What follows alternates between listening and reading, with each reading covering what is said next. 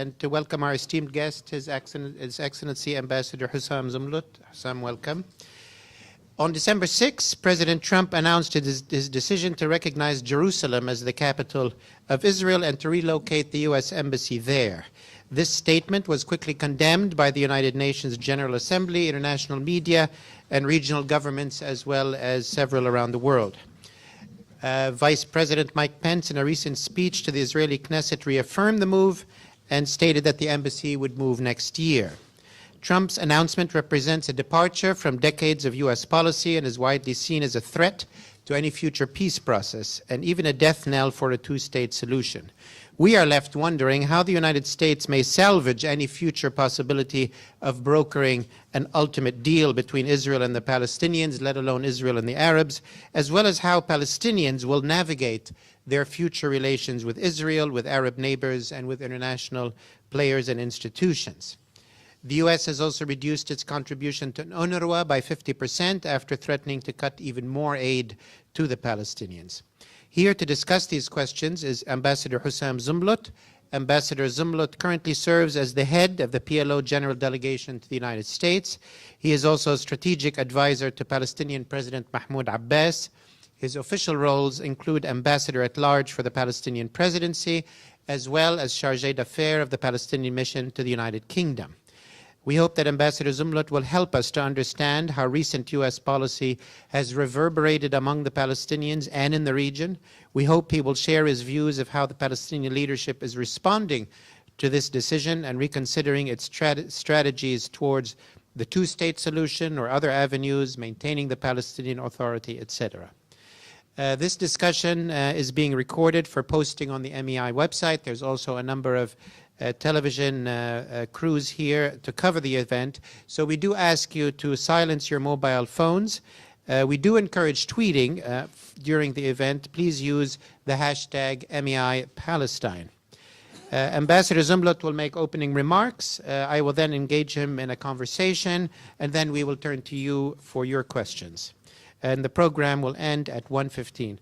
Please join me in welcoming Ambassador Husam Zomlot.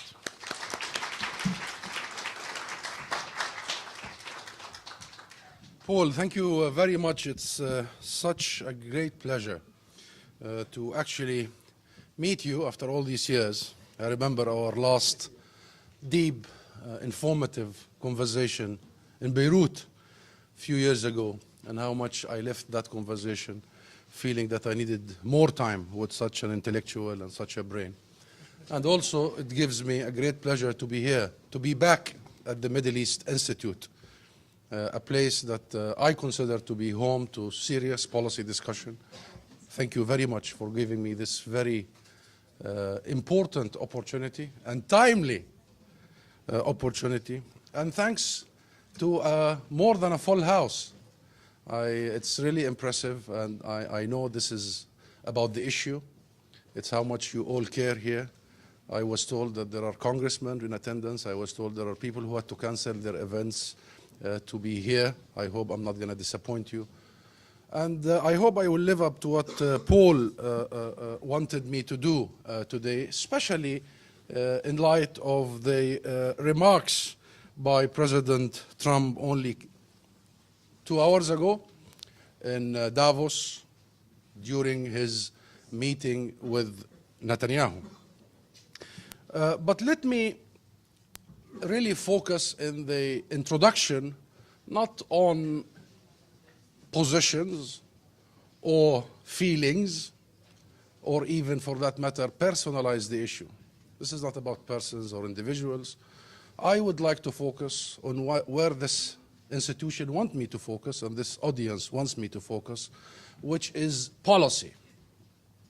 And here I'd like to focus on our policy, the policy of Palestine, the Palestinian policy, because I think it's about time that we also reiterate very clearly where we stand and where we are going and how do we intend to reach that destination. This is policy because there is a lot of nonsense going around.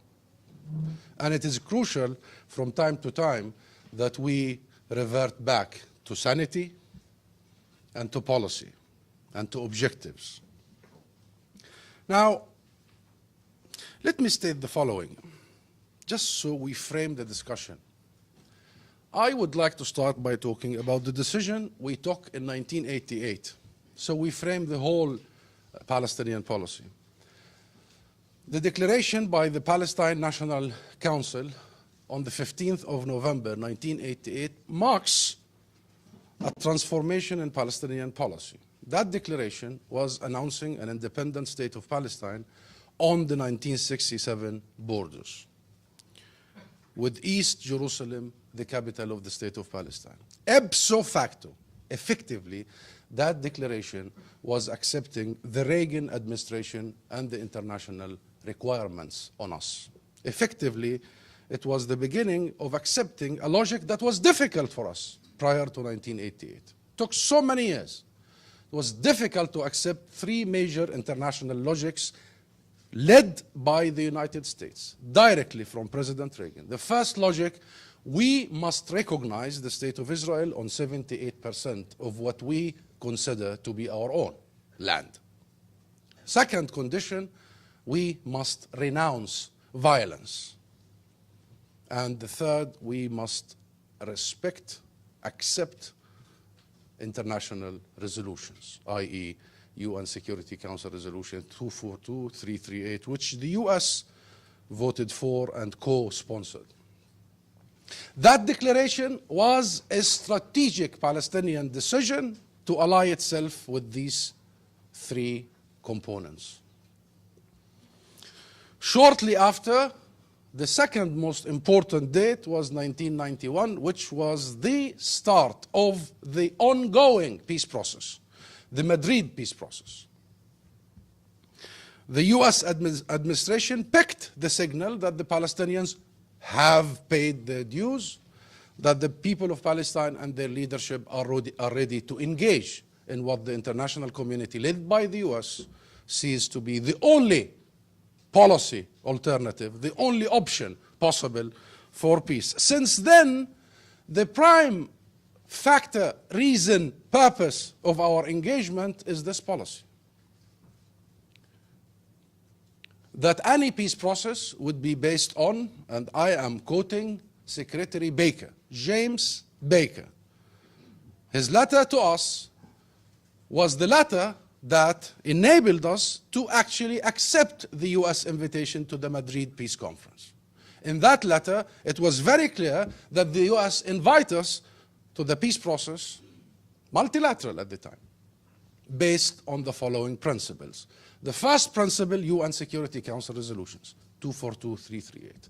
Land for peace. What we are engaged in is not discussing the principles. Ending occupation, that's a 242, that's the first sentence. The illegality of the seizure of land by force. We were not in the Madrid to discuss the principle of ending occupation, or the principle of establishing an independent sovereign state of Palestine, or the principle of establishing that state with East Jerusalem its capital, or the principle of the right of return for the Palestinian refugees. We accepted the invitation because the process was about the modalities of implementing international resolutions. And by the way, the Madrid peace process created so many modalities, mechanisms for implementation. We accepted because Secretary Kerry was very clear in his letter, one paragraph, Baker, and Kerry later, will come to Secretary Kerry. Secretary Baker, in his letter to the Palestinians, to us, knew that the most significant part of the equation is Jerusalem. So he dedicated a whole paragraph, and by the way, the letter is public. It's an open source, you can see it. A whole paragraph on the US commitments to Jerusalem, that the US will not recognize Israel's control or annexation of Jerusalem for that matter. The US will not recognize the boundaries drawn by Israel around Jerusalem, and the US will always be a mediator based on one premise, that Jerusalem is a final status issue. On these promises, we entered this 26 years old peace process. Now, we have seen other processes, from the Madrid to Oslo to the roadmap and so forth. Many peace processes, many initiatives. Not one was on the principles. Name me one. Including Oslo, that was signed by the successive Israeli governments, starting from the Rabin. Oslo listed very clearly on page 1 the principles, that those principles are not up for negotiations. Oslo was about looking for an interim arrangement to reach that final destination that we agree on. So was the roadmap, and the roadmap was even more clearer than Oslo. That was endorsed by George W. Bush administration, Bush Jr. That was very clear about the sequence of implementation. We were in the implementation side of the story. Roadmap was clear about the settlements, the illegality of the settlements, and that it must stop before the Palestinians even concede in other areas.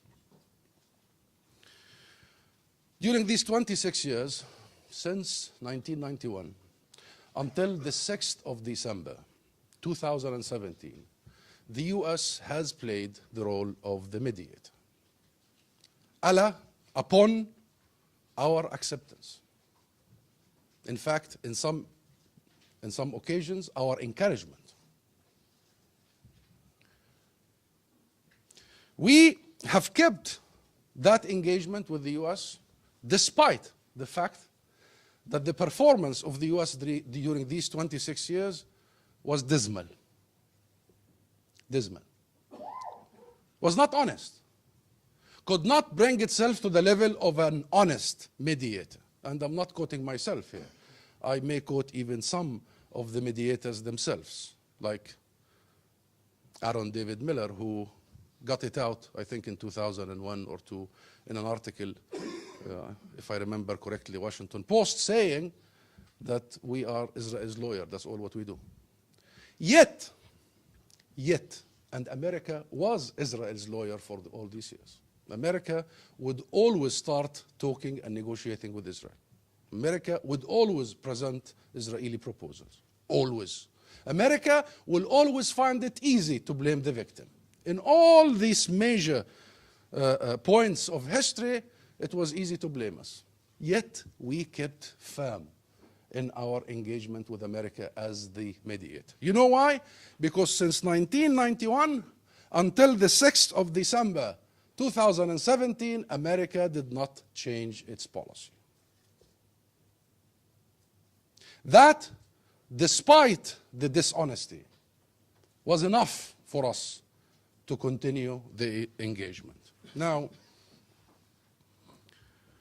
about our engagement with President Trump, I may throw very quickly, if Paul and you allow me, 3 major periods. The first is before the announcement, because it's crucial that you know what was taking place before he, i.e. President Trump, announced his recognition of Jerusalem and moving the embassy. And then since the 6th of December, since the announcement, and what are the policy ramifications of that. And then I would dare to contemplate with you about our thinking and action vis-a-vis the future. These are the 3 very quick sort of points I want to throw today. You know, since the inauguration of President Trump in January and February, there was a lot of anxiety. Many people were saying that, there was no communication between the White House and the Palestinian Authority, the Palestinian Liberation Organization, the PLO, the Palestinian president. And many people were getting too excited about that, especially right-wing Israeli writers, government officials, almost concluding that President Trump, before even he starts any engagement, has decided to cut ties with the Palestinians. That fallacy ended in March. I was there. I was next to President Abbas. I was still his strategic advisor. He did not really commit that big mission to me by then to come to the US. When we received a phone call from President Trump, that phone call ended the speculations about the contacts. And that phone call got 3 main messages in it. The first message is that President Trump has been hearing great things about President Abbas from everybody, that he now believes that President Abbas is the man, is the statesman, is the one who actually has been committed and will be committed to a vision of peace. Second message he delivered to us on the phone, that he also wants to make peace. That he has been watching this conflict since he was a child, and that he thinks that it's senseless and it must end. To our absolute happy surprise, we were hearing the conversation. He posed a question to our president, and he said, Mr. President, I am going to intervene. I want to be a fair arbitrator. I want to bring an end to this. I want to present you, the region and the world, with what I coined the ultimate deal. Are you in? He asked. Our president did not blink. He said, yes, Mr. President, I am absolutely in. This has been what I have been looking for many, many decades. The third aspect of that phone conversation was, do you accept my invitation to come to the White House, Mr. President? I was sent 2 weeks after that conversation to prepare immediately for that visit by President Abbas. The visit happened on the 3rd of May 2015, and I am not going to quote what happened in that visit, but it was absolutely a success in every sense. Put aside all other issues, but as far as that engagement, as far as the discussion, the commitments, the chemistry, things were actually not bad. The instructions I received very clearly from my president, from my government, that you must avail yourself completely, totally, for positive engagement. Be prepared, be ready, be available. If you go back to all of our statements, including mine, up until the 6th of December, you will see how much we have put out there in the public, in the political sphere, that we see this as an opportunity. Despite all the worry, the concerns, we see this as an opportunity. Our orientation is towards peace. And if a US president comes and says, I want to make peace, we are there for him as a partner. We met him again in Bethlehem, shortly after, by the way, at the end of May. And then again in New York in September. And in the 3 meetings I attended with the president, President Mahmoud Abbas, I tell you, it was going from strength to strength, from good to better. In the meeting in New York, it was public. He said it to the media when we were sitting there before they left. I mean the media. He said, I will give my heart and my soul to achieve the ultimate deal. Now, during all this engagement, up until a couple of days before the 6th of December, President Trump and his team would tell us that they are the ones, they would promise us they are on it. And we would be telling them 2 things, just to summarize for you all the discussions, and in honesty. The first thing we would be telling them is that it is absolutely paramount, crucial, Mr. President, i.e. President Trump, that you stay on the long-held US policy. Abandoning the 2-state solution is very dangerous. That the starting point for any mediator or arbitrator, even in the business world, has to start with a terms of reference, with a very clear-cut reference point. And the 2-state solution did not come, we were saying, because it's a Palestinian demand. This 2-state solution came because it was an international demand, and it was a Palestinian offer. So don't think that this is our demand. During these few months, count from March until November, we met his team tens of times. We lost count. From the very first meeting, President Trump said, I'm ready to start negotiations between you, the Palestinians, and the American side. So we prepare. Since we met in Bethlehem, there was a decision that we actually sit around a table, the American team and the Palestinian team, and discuss how do we move forward, some of ideas they may have. And we, since May, have been literally nagging for this to happen with no success. So when I hear that the Palestinians walked away from negotiations, I just pause. I just pause. It was us for all these months, in every meeting, in every encounter, saying that we're ready. We're ready. Don't waste another day. Don't waste another week. We've wasted enough time. What are you waiting for? In fact, the ones who blocked any real talks with the American side, at least, is the American side itself, and we don't understand then why, but now we do.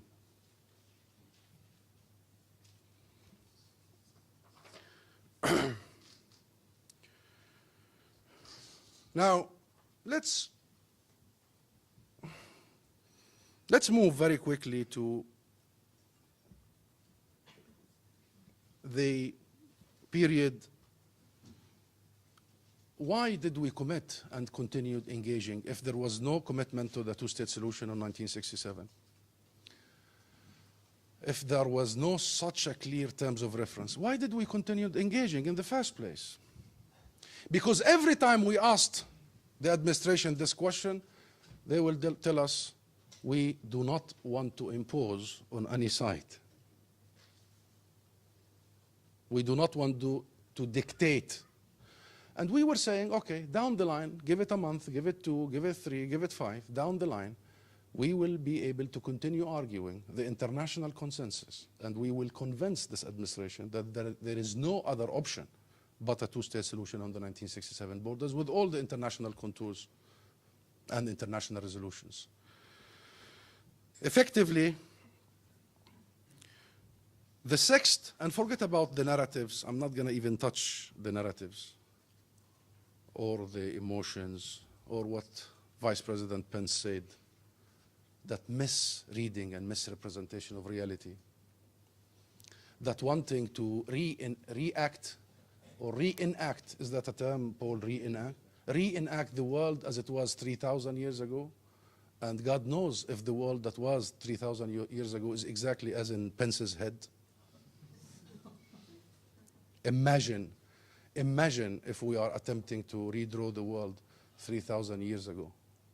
And by the way, there is a lot to be discussed and contested about what was the world and where was the world 3,000 years ago. I'm not going to engage in all that. We have to keep set on policy.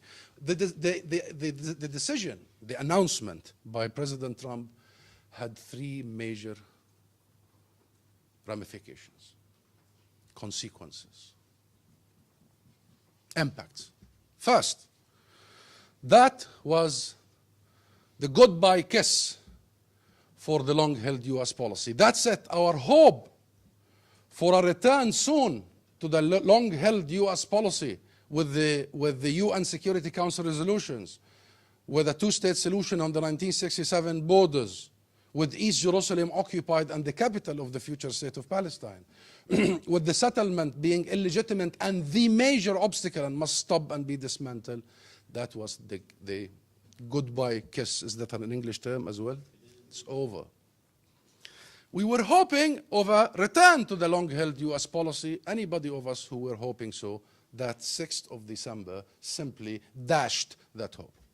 Second, President Trump reneged not only on the long-held U.S. and international policy, but reneged on his own promises. His own promises. I did not endorse the two-state solution because I do not want to impose. I do not want to dictate. I do not want to influence. I do not want to tell the two sides what to do. Then you come all of a sudden and you decide to take the heart of the two-state solution out. The core of all issues, the mother of all issues, Jerusalem. Unilaterally, on your own, without even having the respect of international relations to even consult with any party. Surprisingly, you turn, backstabbing. Then you have reneged on your own promise. Then it doesn't make sense. Neither your promise about not announcing the two-state solution because you don't want to dictate, nor you don't want to dictate. The third aspect of President Trump, he said it again today in Davos, which is simply predetermining the outcome of negotiations.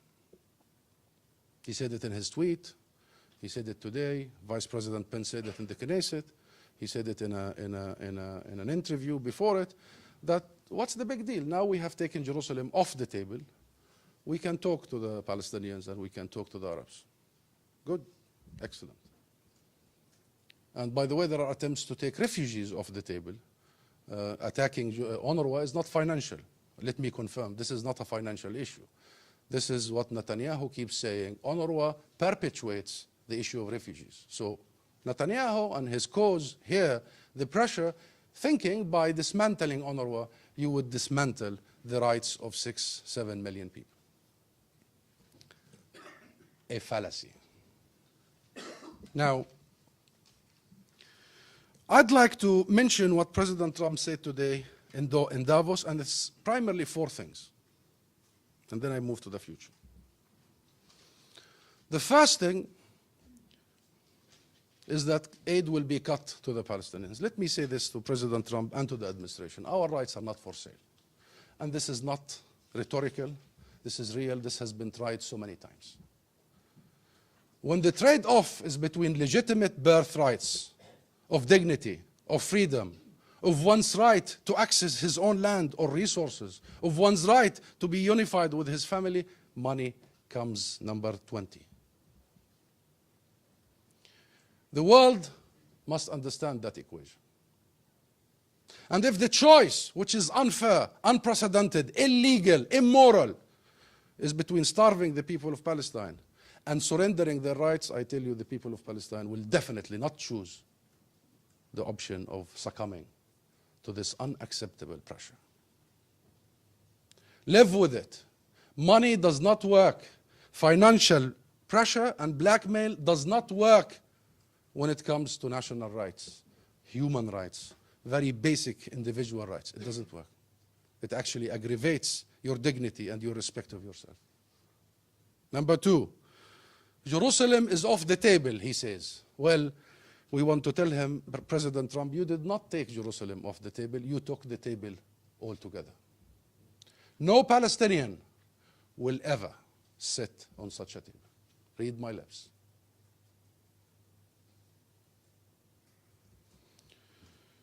And then that the Palestinians must come back to negotiations. What negotiations? What negotiations? I want somebody to look me in the eye and tell me, what negotiations are we talking about? When was there an invitation for negotiations that we rejected? In fact, for all the last even many years, we have been trying to re-engage with the absolute clear rejection by Netanyahu. What negotiations? It's a movie we have seen so many times. It's almost like a ready statement. You know, it's ready. Regardless of reality, accuracy, what happened, the Palestinians walked away. The Palestinians don't want to renegotiate. The Palestinians want the whole land. The Palestinians want the whole land. When the ruling party of Israel takes a decision to annex the West Bank, the Palestinians want the whole land. When the PLO Central Council convenes only a few days ago, a couple of weeks ago, after that earthquake, and still confirms the two-state solution, the Palestinians want the whole land. When the Knesset approves that 80 members should approve any negotiations in Jerusalem, which is an impossibility, by the way. You know, Oslo passed by 61 votes, if some of you remember.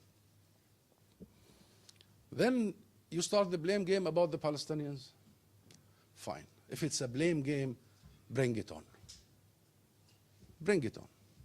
We have been there so many times. It's a boring movie.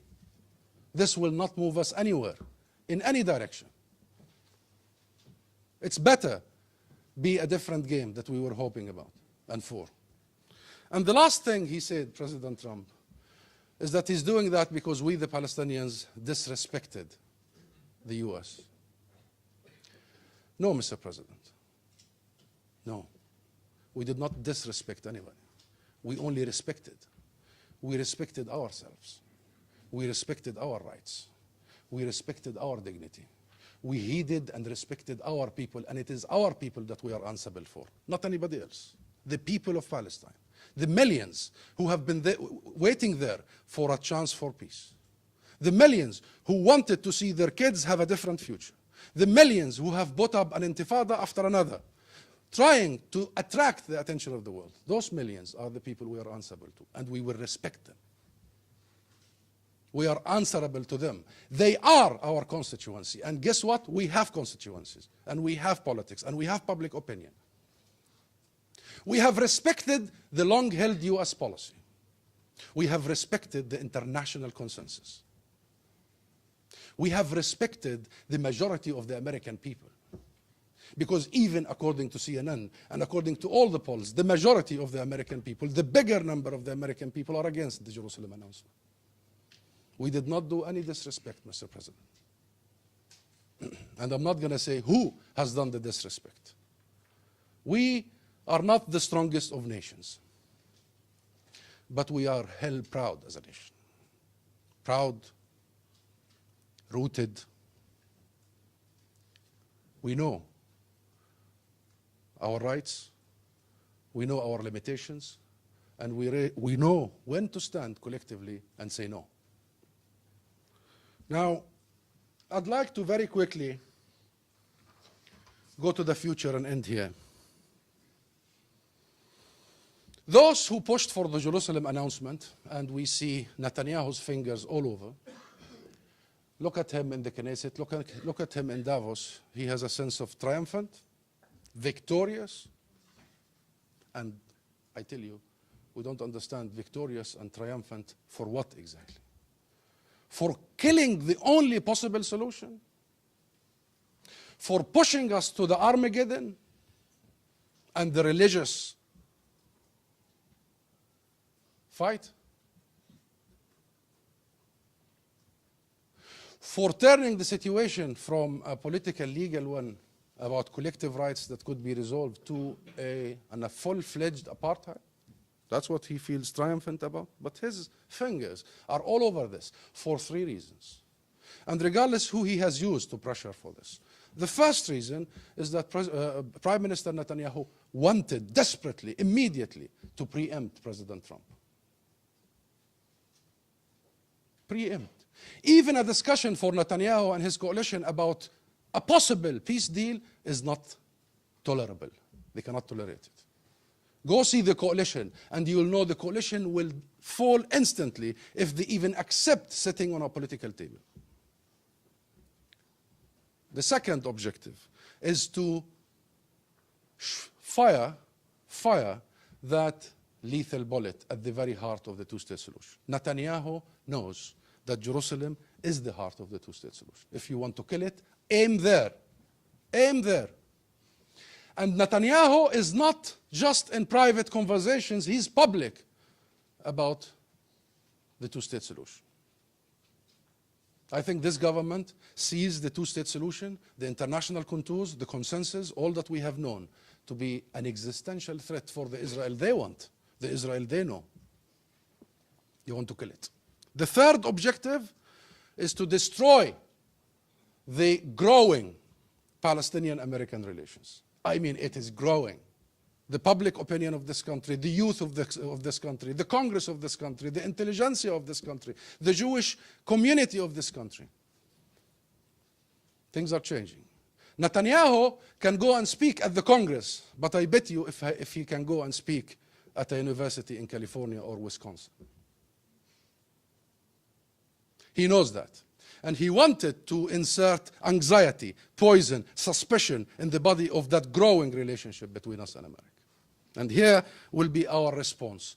We have historically two dimensions of our relationship with America. The peacemaking, triangular, and the relationship, triangular, two triangles. The first triangle is the peacemaking. It was America mediating with us, the Palestinians, and the Israelis. This is the first triangle for many years. The first side of the triangle, America, it should have been American-led international, but slowly, slowly it has become just America, primarily. In that triangle that has been there for 26 years, in that triangle, today, we don't see except one side. And we say it with full mouth, convinced without blinking. We are the last remaining of the triangle that still supports the vision of the two-state solution, of international consensus, of international resolutions. No one can look us in the eye now and tell us that the current Israeli government that has been there for many years is supporting the two-state solution. No one. That side has collapsed long ago, but we have been burying our heads in the sand. They are not interested. You are talking to people who are going in a different direction, by deeds, not by words. Look at the settlement expansion, the colonial settlement expansion, and you will know. And look at all, not only the Knesset resolution about Jerusalem, not only the Likud's resolution on annexing the West Bank, not major settlements, which is the West Bank primarily. Not only that, visit what has been taking place in the legislation and the government decisions in taking a decision to actually exercise the death penalty on Palestinians. All are going in that direction of refusing the two-state solution. The second triangle, the US, was with us until the 6th of December. It's no longer there. What is our policy for the future? We need to strengthen the last remaining side, that is the Palestinian side. We are not going to change course. Even if we are the last samurai, we believe that international resolutions has not come for no reasons. It has been a result of many decades of suffering and blood on the both sides, and we want to clinch into our vision of a solution based on the 1967 borders and resolving all our legitimate issues, including the issue of refugees, the right of return, according to international legitimacy. We also want to keep our commitments, especially in the arena of democracy. And there is a lot of work, some setbacks, but I think the reconciliation process is still going with so many difficulties. But I have news for you. We are not going to budge on this, no matter how difficult it is. And we are hoping that 2018 will see Palestinian national elections. There was a decision in Cairo between all the factions to convene elections by the end of 2018. And we will not change our commitments of our institutions. No one leading this fight would dissolve itself. We are dissolving nothing. We are building, and we will continue building. And we will keep our commitment to nonviolence. That is now not only political, it's religious. And we will be the last clinching in international legitimacy and international resolution. Yes, there are 86 UN Security Council resolutions on Israel-Palestine unimplemented. 86. All calls for Israel to withdraw from the territories it occupied, all calls for the settlements to cease, it's illegal, including one that passed only 1 year ago, December 2016. 2334, clear cut.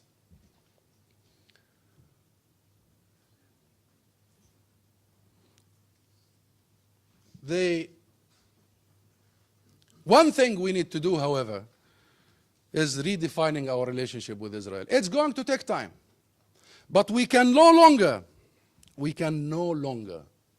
accept the logic that our engagement with the current Israeli government is really leading us into a solution. We have to redefine our relationship in every sphere, not in a reactionary way, but in a way that will take us into a different place. Today, the status quo is very comfortable for the occupier, in every sense.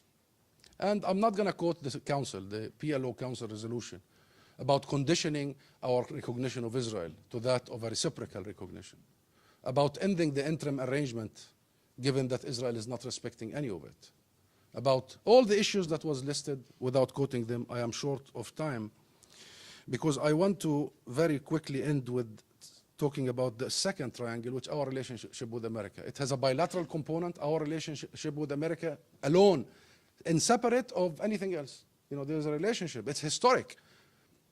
And it has been a very strategic relationship, a great deal of investment. The US skin has been in this, and our skin.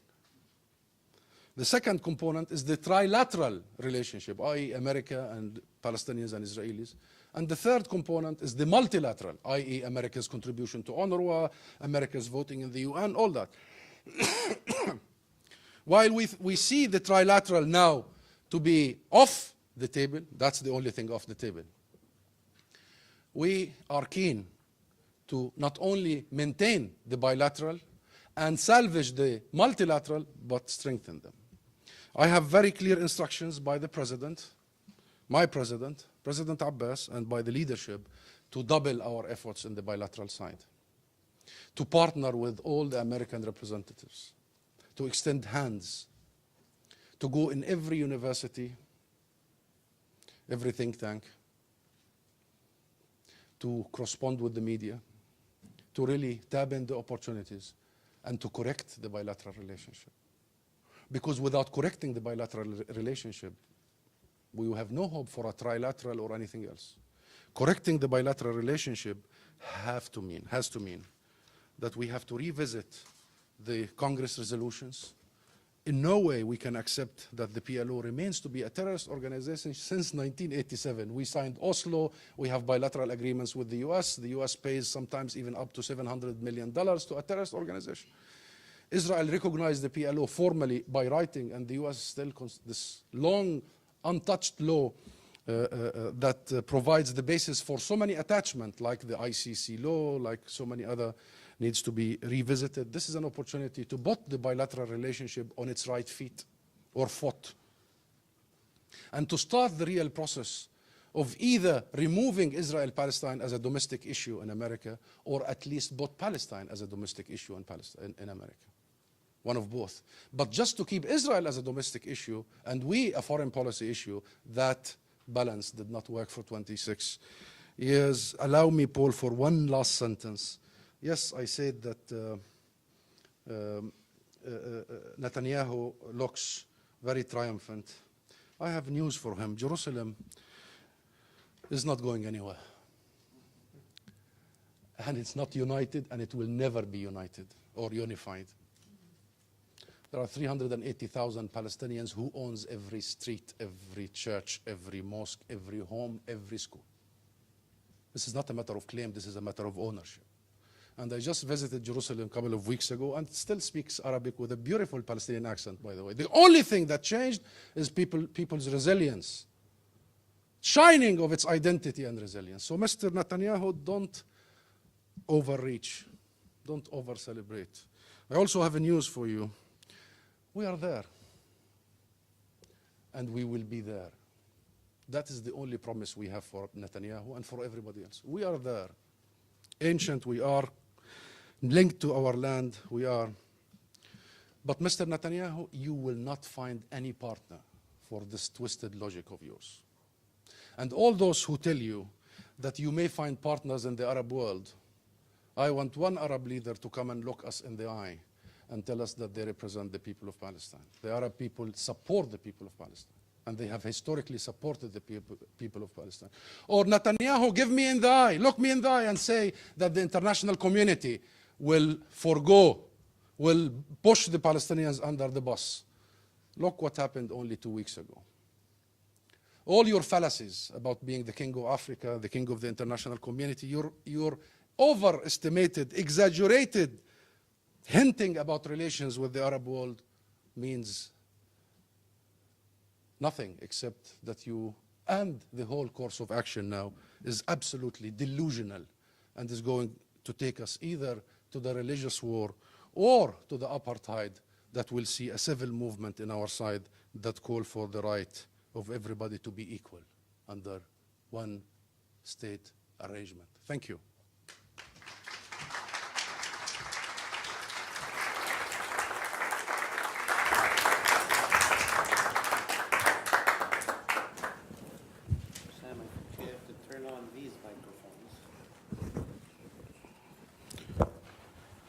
So on. Wow. Well, Ambassador Zomlot, that was a very eloquent and a very clear and very well organized presentation, and I'm sure we all thank you for that. You've clarified many important points. I will also say you are a wonderful representative for the Palestinian people.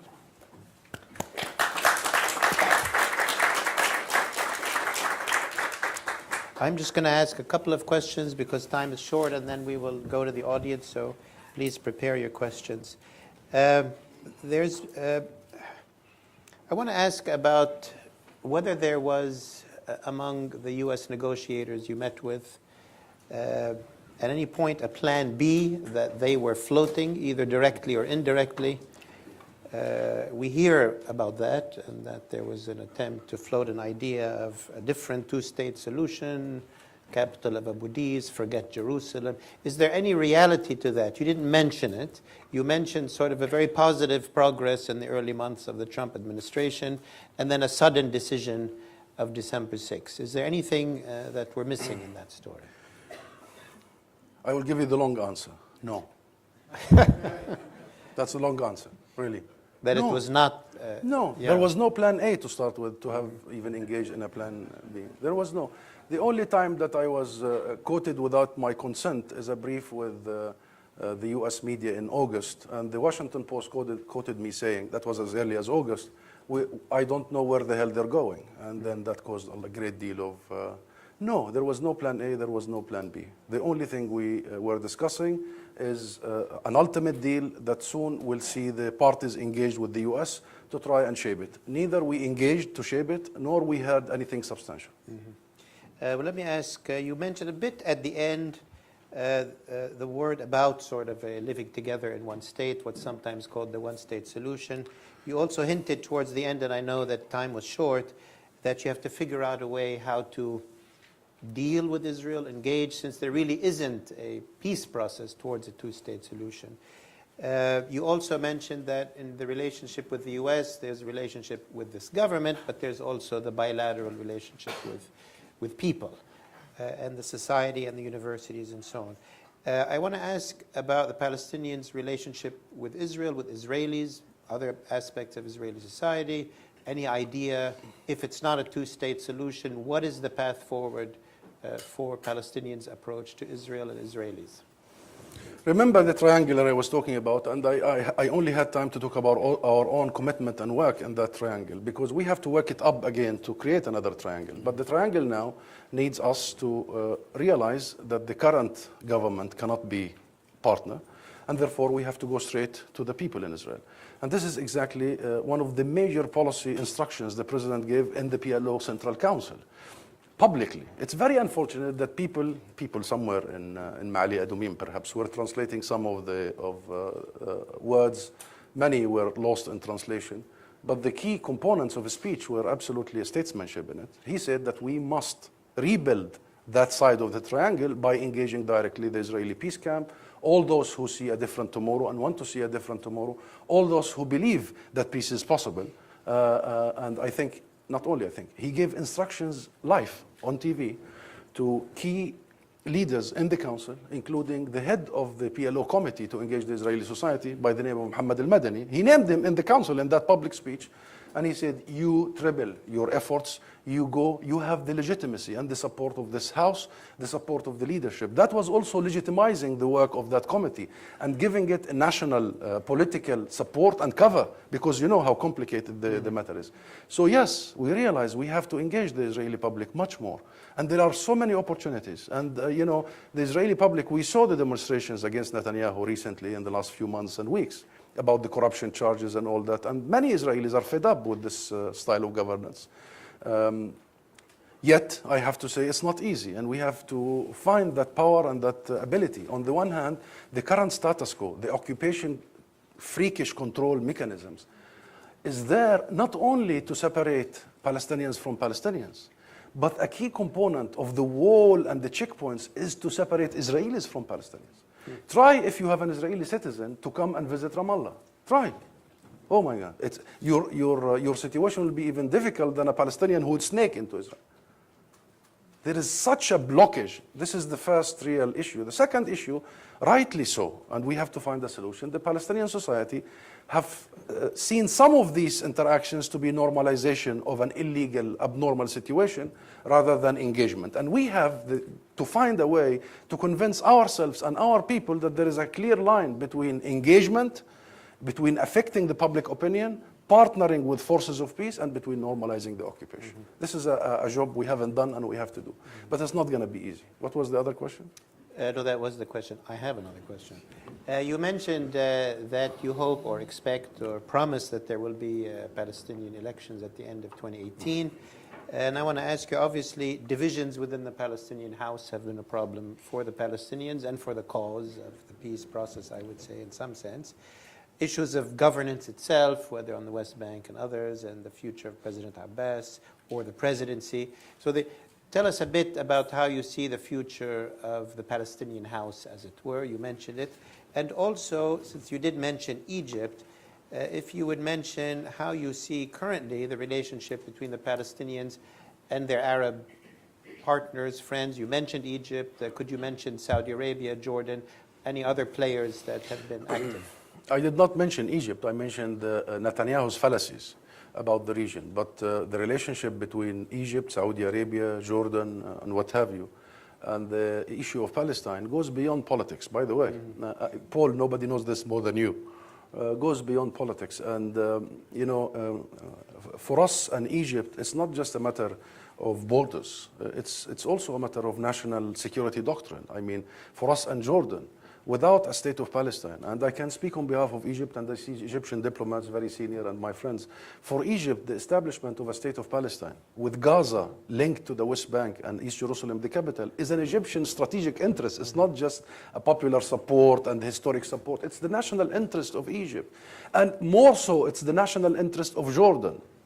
And the rest of the region, particularly Saudi Arabia, would be more keen on making sure that the minimum bare genetic Arab definition of themselves and their identities are going to be protected. I mean, Jerusalem is not a Palestinian issue. So there is a lot of exaggeration, and there is a lot of misinformation, and there is a lot of attempts, and I think primarily by the Netanyahu coup, and he keeps talking about it, because he wants to convey the message to the Palestinians, first and foremost, that you are alone. So you are weakened, accept whatever comes your way. To the US administration, don't worry, the Arabs are in our back and they are supporting us. Most of it is false. We're not saying there are no communication. We're not saying that perhaps there were some even individuals who may think that there are opportunities here, common threats there, you know, the whole situation.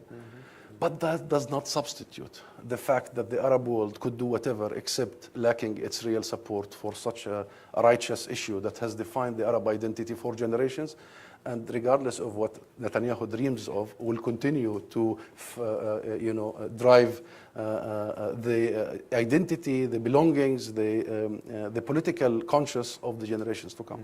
Thank you, Husam. I'm sure there's a lot of questions. Let me start with the gentleman in the fifth row. Yes, you, sir. Stand up so the microphone can come your way. Introduce yourself and a brief question or comment. Thank you very much. My name is Saeed Erekat. I'm a Palestinian journalist here in town. I'm not surprised, Mr. Ambassador, by the current conduct of this administration. It was enshrined in the Republican National Platform in the nominating convention. So that doesn't come as a surprise to me. They talked about Jerusalem. They talked about Israel's right to settle and so on. My question to you, looking at all this current difficulties that you face and, the freezing of relations between you and the United States and so on, what are the alternatives? Has the time come basically to scale back the current Palestinian Authority, perhaps look at an alternative of a state under occupation, for instance, of the United Nations and so on, where it would give you, some sort of elbow room away from the hegemony of the United States of America? Thank you. Let's take a couple more questions. Lady there under the lamp.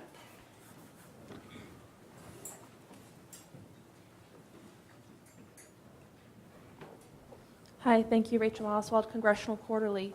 Ambassador, what role do you see the U.S. Congress as having in this? At this moment, there are bills moving forward that would cut off aid to the Palestinian Authority over the payments to prisoners' families and such. Has the Congress any room to play a positive role, do you think, given the historical trajectory of the Congress? Thank you. The lady in the second row. And then, yes, a lot of fingers up. Good.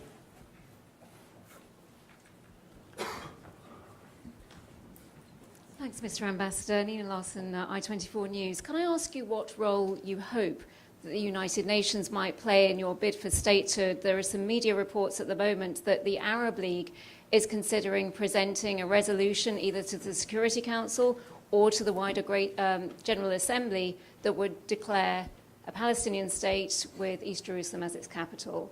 And if I could just ask a second one, the US seems to have removed itself from being a impartial interlocutor. Are there any other nations that could step into that gap there? Thank you. And the gentleman to your left there. Yes.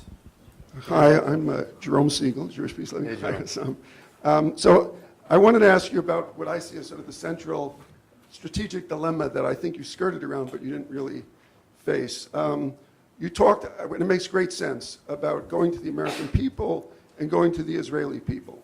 And the thing to link that with, I think, is what John Kerry was reported as saying in his conversations with Hussein Agha just the other day, which is that Kerry proposed that the Palestinians should come forward, as I understood his proposal, with a full-scale, not parameters, but a full-scale draft peace treaty that it was prepared to say yes to. And of course, if it did that, that would be the vehicle for moving the Israeli people and the American people. But I spoke to Hussein on the phone last night. I don't think I'm giving away any secret, in which I said, look, this seems to me a non-starter, because if you put forward the kind of moderate proposal that ultimately you'd be prepared to accept, it would just become the starting point for new concessions whenever negotiations got started. And he said, yeah, of course, that's the case. So the question to you is really, how do you resolve this? Is there some vehicle whereby, in some way, the Palestinians, through the PLO or the State of Palestine, can actually say yes to something that is unambiguous, not parameters, not API, and so on, but something closer to the Geneva Initiative, 100 pages, where it would say yes to something, and then it would bring that to the Israeli and the people and the Palestinian people, and use that again and again and again, until finally what would happen is that you would win the majority of both peoples. But how can you bring that about? What's the instrument? Thank you. Husam, let's attempt answers for that. Can I start from Jerome's question, because it's fresh and it's crucial. I think it is strategic. Jerome, for so many years, whenever there is a failure in the part of the mediator, 26 years, or in the part of the major occupier in control of everything, Israel, the world comes back and the good guys tell us what you just said. Why don't you guys initiate? And the bad guys just blame us. So it's the easy game to blame the Palestinians for all the failure. I'll say this. Our initiative is the initiative of the international community. I said it before, that this was not a Palestinian initiative. This was a Palestinian acceptance. And that acceptance created a national equilibrium. If you play with that national equilibrium now, and then you want to turn it back to the Palestinian people to come up with an initiative, there will be two kinds. Either none of them will go below the international consensus. None.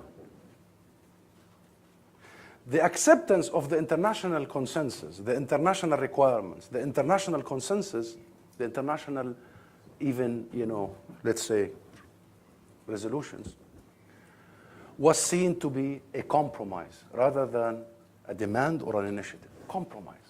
Painful, but it created an equilibrium.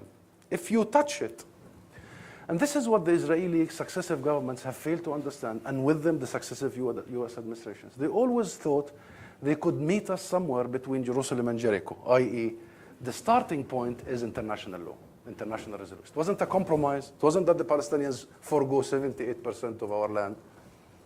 It was a starting point for where we can actually grab more land.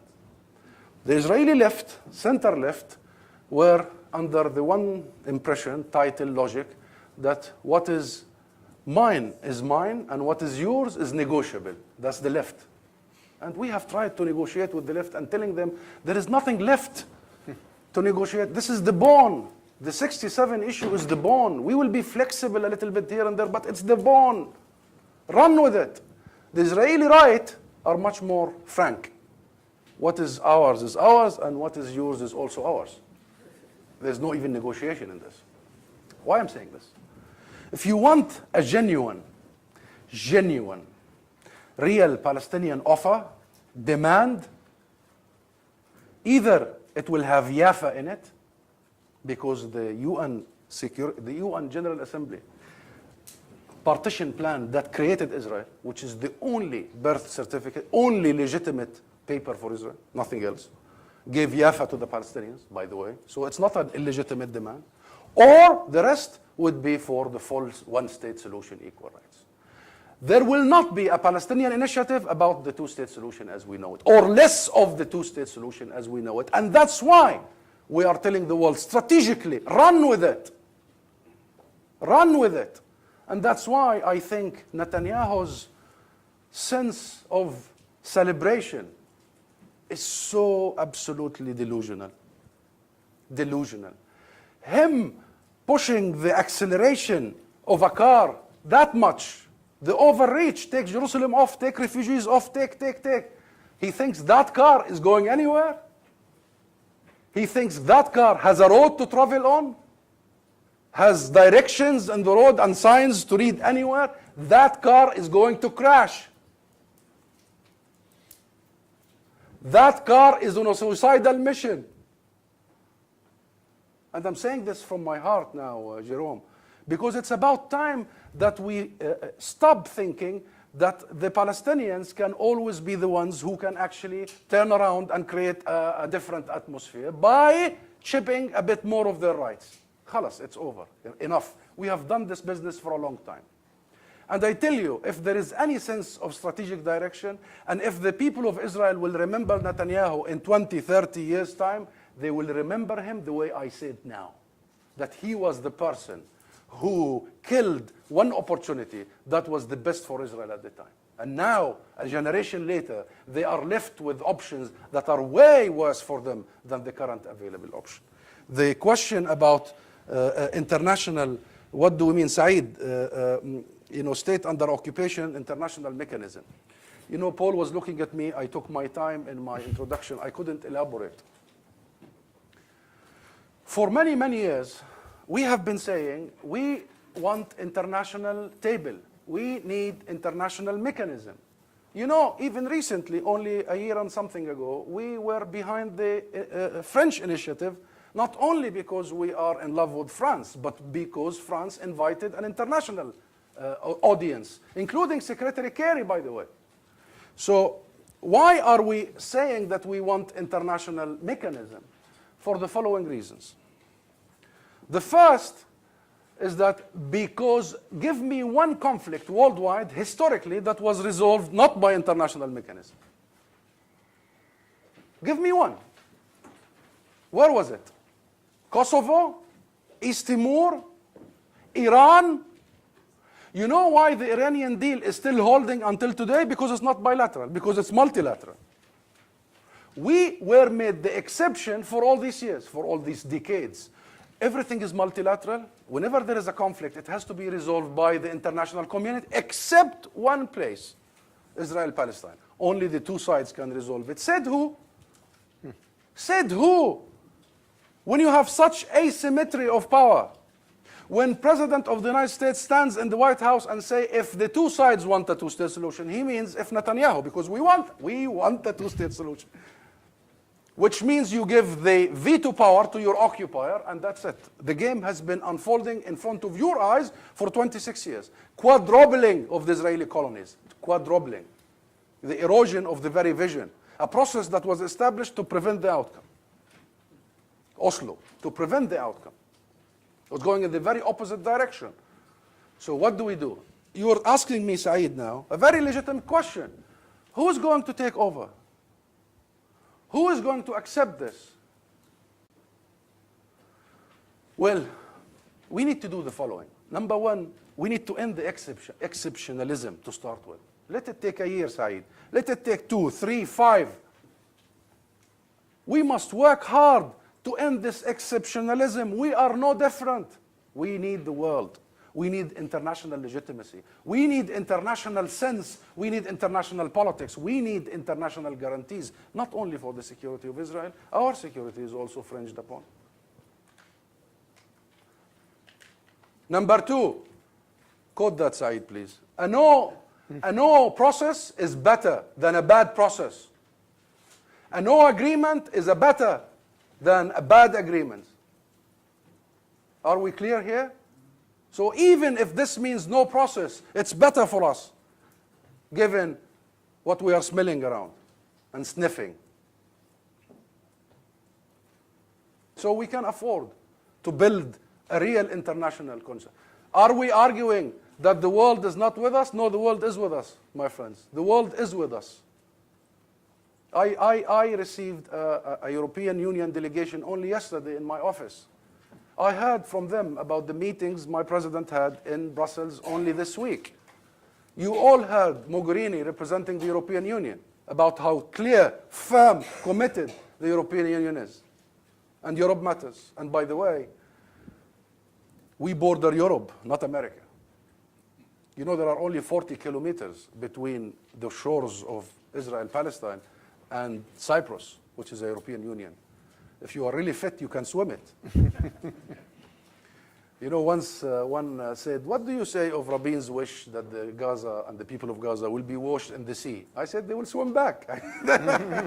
You don't know the Gazans. I know them. I was born there. They will just swim back. They're going nowhere. But Europe is the biggest trader partner with Israel. It's not America. And Europe is the biggest donor to the Palestinian Authority. It's not America. You know what, Saeed? America is one of the smallest contributors to the... How is that? The leverage of Europe is huge and unused. And Europe's responsibility of the conflict is all over, from the British role in this and the Balfour Declaration, all the way to recent history. And yes, the rest of the world matters. Russia matters. China matters. South Africa matters. Brazil matters. Germany matters. Why did the world create the P5+1? Because you need international players to sustain some international equilibriums. If we leave this process at the will of the two sides, only mediated by the current reality of the US, I don't think we have a chance of going anywhere. The last question was about the US Congress and the Arab League. The US Congress. You know, it puzzled me. When I first arrived only in April, 7-8 months ago, and I started finding out all set of laws, resolutions that were taken against the Palestinians. I knew that the 1987 resolution was not, has not been reversed, that the PLO is a terrorist organization. But then when I started some of the text of the amendments that were introduced, like the ICC law, if the Palestinian, the PLO or the PA take any steps or encourages going, I don't know what encourages means. Yeah. Maybe I'm sitting here now with Paul, like my president was in the UN General Assembly, and one of my blinking would be encouraged. It's not legal language. Encourages going to the ICC, their office in Washington would be closed. It was almost closed, by the way, as you may remember. And their office will only open if the US administration, the US president, certifies that the Palestinians have entered with an ED, not entering or about to enter, have entered into negotiations with Israel. That's the law. So effectively, the law says that the veto power of a bilateral relationship that has hundreds of bilateral agreements, that has so much investment in it, is at the whim of Tel Aviv. Is this logical? Does this provide any... We have boxed ourselves. This is boxing the US before boxing anybody. And don't get me started, please, because I should maintain some sort of sanity, and I'm not sure if I am capable to do so anymore. But the Taylor Force and the whole issue of the payment. This program has been there for 50 years. This program is one of the most effective programs for political, security, social reasons. The conviction rates in the Israeli military courts is what, 99%? I don't know the exact number, frankly, but it's above 95%. People are rounded. There are so many people who are there without charges for years under the administrative detention. 400 children are Israeli. 400 are Israeli jails, including Ahad Tamimi that you saw right live on your TV sets. And Ahad is not even the youngest child. There are 12 years old interrogated. The majority, according to UN reports, the majority of people who are killed in this conflict are innocent victims. Who cares for their families? Who takes over after their breadwinner is buried 6 feet under the... We don't pay for the people who are killed. You know that. We don't pay for the people who are rounded. They are behind bars. We pay for the kids to provide for them a different future, to be able to buy a small laptop so they learn how to craft a different and better future. And we will not budge about that. Our commitment to those people are firm. Let the Congress discuss whatever they want. Whatever they want. I landed here, and that was the whole discussion. And I met all the leaders of the Congress, right, in the Senate and in the House, including the key people who are drafting this and pushing for this. And we said, you are misinformed. This is a Netanyahu fight to derail, deviate, distract. This is the old movie. It's boring that the Palestinians aid terrorism. We don't. Listen to your own establishment and security apparatus, the American. We don't. This is the timing of it is to derail even the Trump beginning of thinking about a peace agreement. Don't heed these political, devious agendas. And even if there was a mistake committed, an issue happened with an American citizen in that unfortunate situation, regrettable, condemned, that was killed. You propose a bill to cut all aid on an entire situation of stability. So the Congress for many years was never the solution. The Congress for many years was actually the problem. And to tell you the truth, we see opportunities now that things have become very clear to the Congress that all these resolutions have been triggered. They are being triggered. And they will be causing a lot of damage. We are hoping that this will create a different engagement with the Congress. Believe you me, without the Congress being in full support of the U.S. long-held policy of a two-state solution on the 1967, the U.S. cannot continue on that path. And you are right. We are also to blame, the Palestinians, for not engaging the Congress more, for not engaging the public more. And we intend to do just that. The question, I'm sorry, I went on about the Arab League. Yes, there are decisions by the discussion. There is a special committee that was formed by the Arab League. Foreign ministers of that committee are convening. Several options are on the table, one of which is going to the Security Council to actually attain the full membership for Palestine as a state. And for moving forward, the Arab thinking now, the Arab League thinking is that we need the Security Council as the multilateral forum. And even if the U.S. continues to veto that, we should always refer and revert to multilateralism. Remember, the U.S. did veto our resolution just before the General Assembly, right? But it's crucial for us that 14 hands raise and only the hand of the U.S. ambassador to the UN, Nikki Haley's, alone. Among her own allies, Britain, France, and what have you. So even if that door is not open, we will try to open it again. What are possible roles for? We do not want to replace the U.S. with Europe.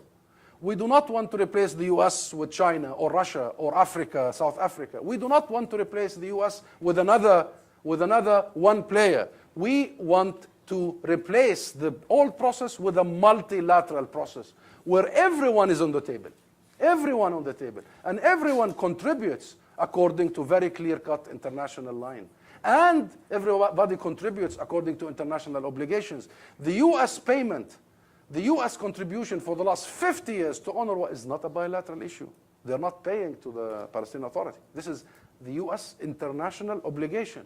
The US participated in shaping and endorsing the resolution that formed UNRWA in the first place. So we are not talking about a substitution of a country to another country. We are talking about a substitution of a method, of a mechanism, of a framework. And that framework has to become multilateral, no matter how long it takes. Can I just clarify, will your first stop for that be the United Nations? For this new mechanism, will your first stop for that be the United Nations? Is that where you're going to Yes, start? our first stop is to start where we should always start. The United Nations Security Council was established with one mandate, to look into issues like ours. That's the mandate. And to sustain international peace and security. We will knock the legitimate door. President Abbas said something very interesting and should be quoted everywhere, only in the council, in the PLO Council, Central Council, that all options for us, the Palestinians, on the table except one option, violence. I don't think the UN Security Council is the mafia. I know some people consider it these days to be the mafia, but it's not the mafia. So we will knock the first legitimate door, and then we'll see other doors if it's closed. Thank you. We're out of time, but I will take 2 questions. I know there's many more. I'll take the gentleman in the fourth row, unfortunately, right behind you, sir. Peter Humphrey, intelligence analyst and a former diplomat. We have 2 embassies in Rome, one to the Italian government and the other to the Vatican.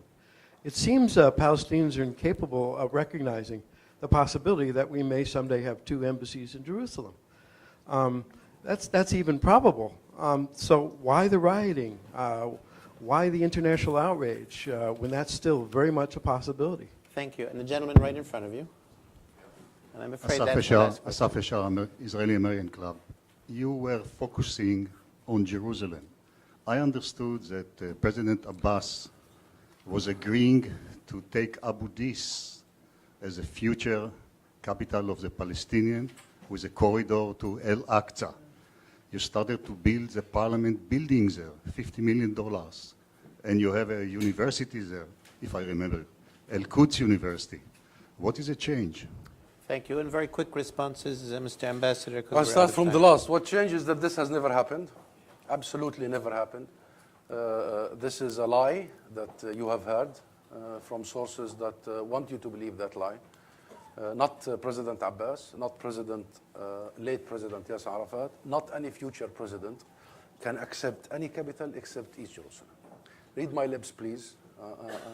Read my lips not because we want to be maximalist, but because we want to point clearly to where the future can be formed. East Jerusalem for us, the Palestinians, is not a matter of real estate. That links to the other question about 2 embassies. It's not a matter of real estate. East Jerusalem for us is our national hub in every sense, in the political, in the cultural, in the identity. You know what? Most of our theaters are in East Jerusalem until this moment. And it is our also religious hub, and religion is crucial, the connection of hundreds of millions of people. So that would never happen, and it will never happen. For your question, the other question about 2 embassies, what was the 2 embassies? And why the whole deal? You know, just minutes after the announcement, I was reading all over articles that the Palestinians should actually, were wrong.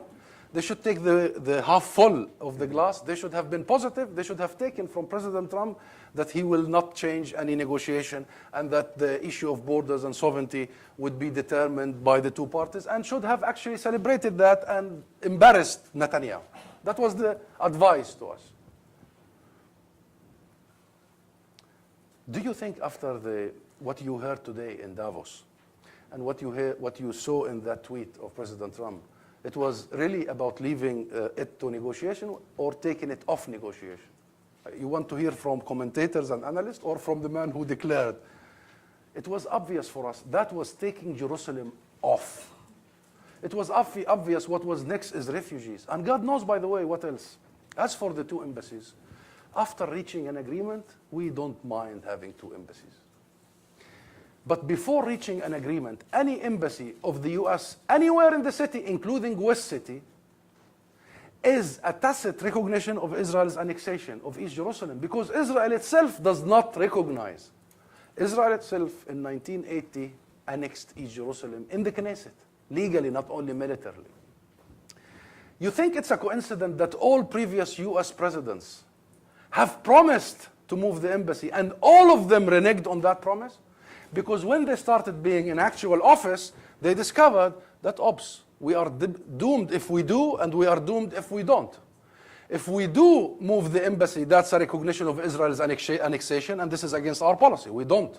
It's against the policy and the law of America. Remember, only 2 years ago, the case in the courts that went all the way to the Supreme Court about an Israeli citizen who wanted to change his place of birth from Jerusalem to Israel. It went all the way, and then all the way, every judge, including the Supreme judges, told that citizen, we do not recognize Jerusalem as Israel's or under Israel's control. Until we do, you come back. The law is clear. So putting it in Jerusalem West does not mean nothing, given that there is annexation. The logic was, you promised us that your deal is going to be swift, fast, you're going to present something in weeks. They were talking about weeks. You could not wait for weeks to present a logic that will make the whole world celebrate the two embassies. We would want to have a Palestinian embassy also in Israel and an Israeli embassy in Palestine. But that should have always been the outcome of peace and final agreement, not the entry to peace agreements, not not taking off issues, not dedicating or dictating, the terms of the reference. And as I said, in politics, it's not just about rationale, it's also about trust. If you want to do all this and you think we can be coerced, my friend, I know there is a lot of trying to overreach now, thinking the Palestinians are in their weakest position, thinking the Arab world is in its weakest position, thinking the international community can do little, if any. But I'll tell you, in the end, the key to Israel's survival, the key to a final agreement is only with the people of Palestine. Don't look anywhere and keep looking. There was so many incidents in the history whereby people were looking for other agencies. We are the only agency. And I'll tell you, by way of ending this agency is not in a mood now for just further thinking about compromises. This agency now is in a mood to protect our rights, to shield our rights, and to try to build it onward from there. Thank you, Ambassador Zomlot. Please join me in thanking Ambassador.